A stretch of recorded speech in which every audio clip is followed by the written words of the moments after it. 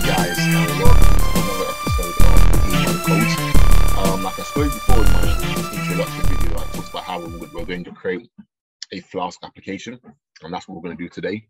Now, all the things that we're going to use and cover in this video, some of the concepts, I've already spoken about them in my previous videos, so I will link them in the description comments, and yeah, you can go and check them out. So I want to go ahead and share my screen. Then let me just explain exactly what we're going to be doing in this video. This is going to be the first part of many videos to come, whereby we're going to be creating a book/movie app where individuals can go in and add their favorite book, for example, added their favorite movie, for example, and if there's a movie and there's a book off that movie, they'll be able to see that these two are identical, which is really interesting. Especially if you're kind of like looking for a project to do to show forth your skill for software development. This would be the perfect video for you. We're going to use a module Flask, which is a Python web framework. We'll use certain elements of DevOps. We might use Docker. We might also use maybe towards the end we will utilize Jenkins. We'll probably utilize Jenkins just to show you what a pipeline looks like. That'll be quite interesting to you in this video. So we're going to go right ahead, and I'm going to share my screen.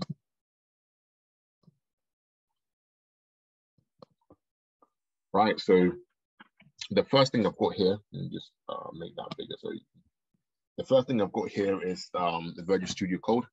I'm running my application in an Ubuntu server. In my previous videos, I show you how you can set up a virtual machine through AWS. They have a free tier which you can actually use. In my link below, I will link the description of the video where I show you how you can create your own virtual machine. And so once you've done that, then you also need to create a GitHub. I've also done a video on how to create a GitHub and how to create a repository of your own. So we're going to be tracking the progress of this project through the GitHub. At the moment, when I created the GitHub, I added the README, and I also added a .git ignore file. Now, the README is quite important. It's what makes it possible. So if someone was to wander on your repository, on your GitHub repository, and they see a project, it's good that you have something on there that tells them exactly what the application is that you created, maybe a little in tutorial on how to actually replicate the application in their development on their own servers without having to kind of figure out X, Y, Z. And in the .git ignore file, if I just go into the application, into that folder, it essentially covers some of the things that will be created alongside using Python. So something that you will see is probably like PyCache, that takes up a lot of space, especially when you're trying to push things up to your GitHub. They take up a lot of space, so you can have the ignores. Essentially, it's in its name. It tells Git ignore this particular file. One thing you also want to be careful of is the virtual environment. That's also quite important. It will tell Git also ignore the vamp also. So right, I'm assuming once you're at the stage of the video that you've not only just created your virtual machine, you've also created your Git repository. The first thing we're going to do is we're going to update our server.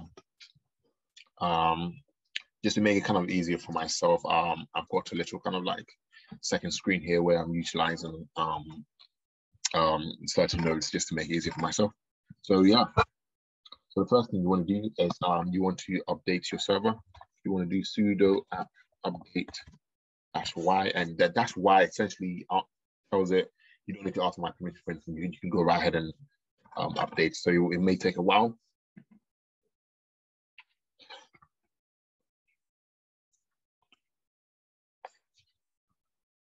That's done, and then we want to then install Python onto our machine, because that's what we're going to be writing our application in Python. So we're going to sudo apt install Python 3 and also -y also. And that's installed. You can check that that's installed by doing Python 3 / version, and then that should tell you Python 3.85 has been installed. We want to also install pip. So you want to do sudo apt install Python 3 -pip and then -y also. That will take all that installation. And then we also want to, the next command we're going to do a sudo apt python 3 venv-y, which is going to create our virtual environment for us. Essentially going to install the virtual environment. It takes a while sometimes. This video is actually quite important because as far as, us creating this application, because we're using the terminal also, it will allow you to learn some bash scripting here also. So how to navigate your bash application, that's quite important. And then finally, we'll do sudo apt install python 3 for the virtual environment -y, and that will allow you to begin to install your virtual environment. Yeah, spelled it wrong. So you want to make sure your spelling is accurate. Python, there we go. And then that does that for you. And then of course, to initiate the entire thing, to create your venue, you want to do python 3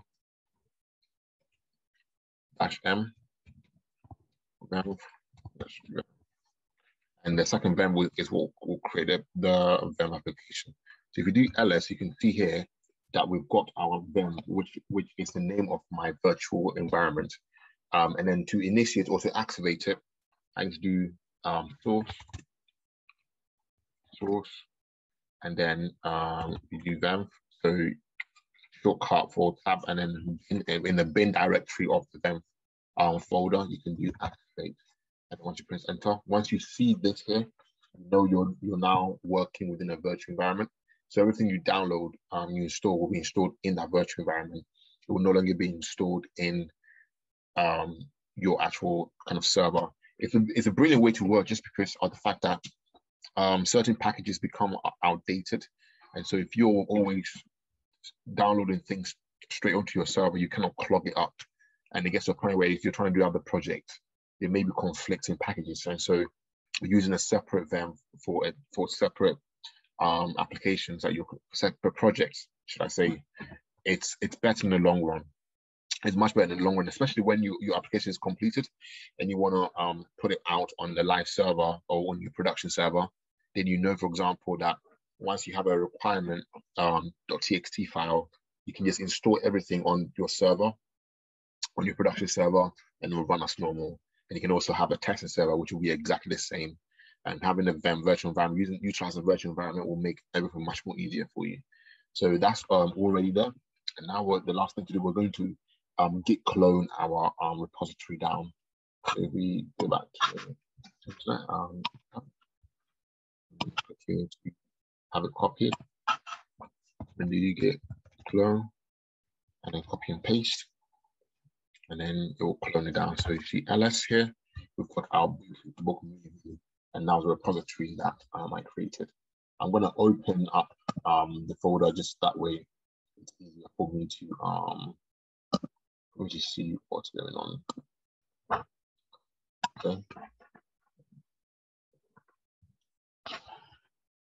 Okay, that's all in there for me.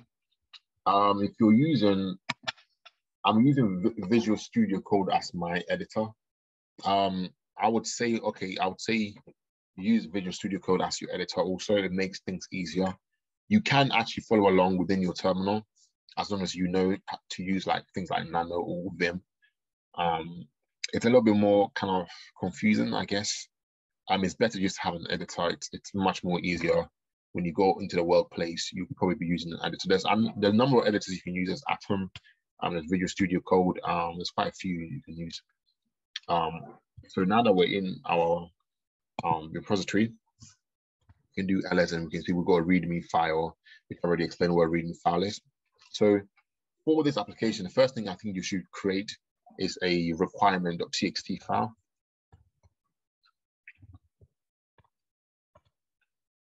This will essentially be, it will host everything that every package that you download or need.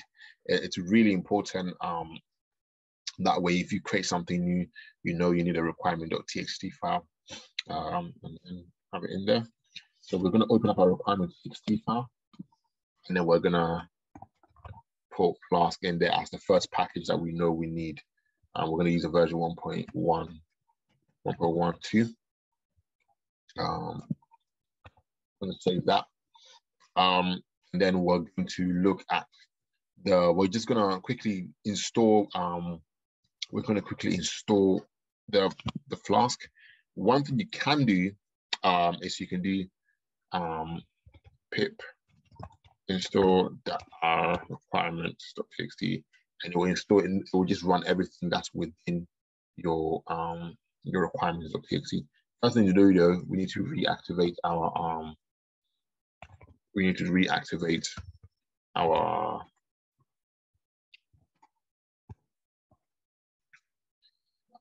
virtual environment. You may have noticed that I used double dot here, which means the previous, not this directory we're working in, but the previous directory. The reason is because I've kept my Vim separate from my actual repository. It's a choice I made. You can make a different choice if you like. So the first thing we can do was we'll go ahead and we'll do pip install.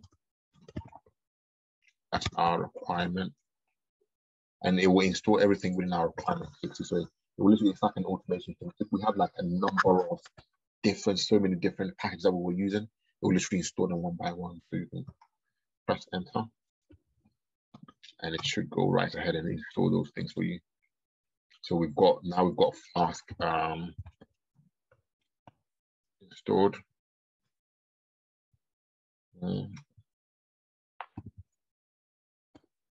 There is a way to check here. There we go. So we now know we've got Flask 1.12 installed here. So the first thing we need to actually work within Flask and create a project within Flask, we need to create an app.py file. So we do a touch app.py. File is really important. Whenever you initiate, whenever your application is running, it will first look into this file. Normally, when you're even creating your application, when you're starting off your application, you actually have to use a Python 3 app.py, and it will run everything from there. We will fill out. We're going to focus on creating all the requirements that we need. So all the folders that we need, all the different files within those folders that we need. And then the next thing we're going to do a touch create.py, which will just literally be a place where it will give an instruction for our file to speak to our database. We're going to be using SQL for our database. So essentially, once we execute this particular file, create.py, it will go straight to our database and tell it, here are the files, here are the database schemes that we have. Can you create this, please? And it will create them. The next thing you know, we're going to create an application directory.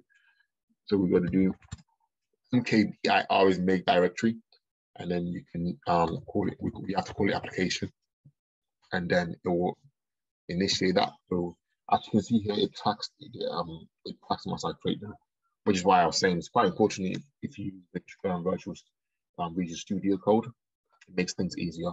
And then what we're going to do is we're going to go into the application, and then we are going to go ahead and create files within the application. These files are quite important. The first thing we're going to create is a template. We're going to create a template. We're going to create a template directory. Template directory, essentially, templates directory is important just because of the fact that when you first access your website, once our app is up and running, and someone visits the site, the template bit will host all the HTML within it.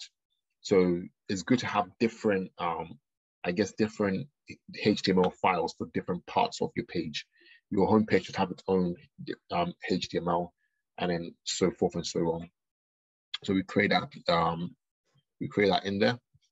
Of course, if you look in here, you can see you've got templates in there, and then we can stay within our applications. But the first thing we need, to create within our application folder is an init file, which is this. Normally, if you create an init file and you have it empty, it literally just tells Python that treat this package, treat this directory as a package. It's really important. It's kind of like I guess it's a concept you will learn as you dive further into Python. So I'll do a video actually on it later on. And the next thing we'll create is we'll create another folder called models.py. The models.py essentially will host. So like I said previously, when we had the create.py, the create.py essentially would tell the database, please create these folders, please create these databases or these tables. The models.py will contain the details of what the folder should, the table should look like. So for example, it should have a name, a username, or for example, in our context of being a book and movie app, it should have a book name, an author name, I guess the genre, things like that. And you can set those specifications within the models.py. So we create that in there. We also then need to create a routes.py. And then the routes.py is really important. You create that. It's essentially going to be the brains of your application. It's where whatever information you need or whatever information you're sending, it will go through the routes.py. It will contain the logic of your application. It will contain the functions of your application. It will tell your application, if someone goes to my homepage, for example, then find out what function does the homepage and then execute what that function displays for the homepage. And you create that in there. As we can do, we can type that here. As we can see, we've got all of these created so far. And then finally, we're going to create our forms. The forms.py, a quick explanation. It's quite important that you create that also. It allows you to send data to the application, data to the database.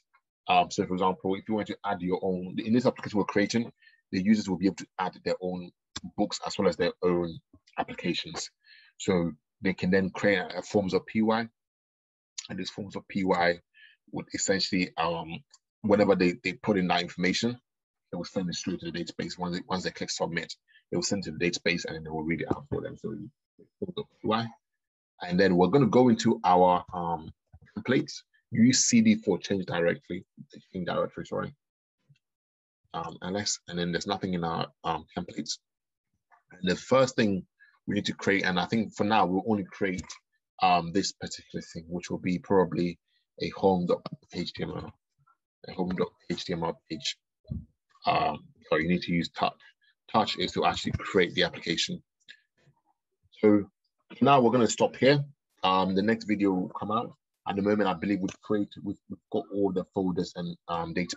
We've got all the folders and of course the files that we need to have it work without causing us any problems. I will add a part 2, and in the part 2 we will detail further of the things that we need. But for now, this is all you really need to create this application and work from there further on. My name is Emmanuel. Welcome to Eman Codes, and follow along because we're going to create something quite exciting here. Thank you very much.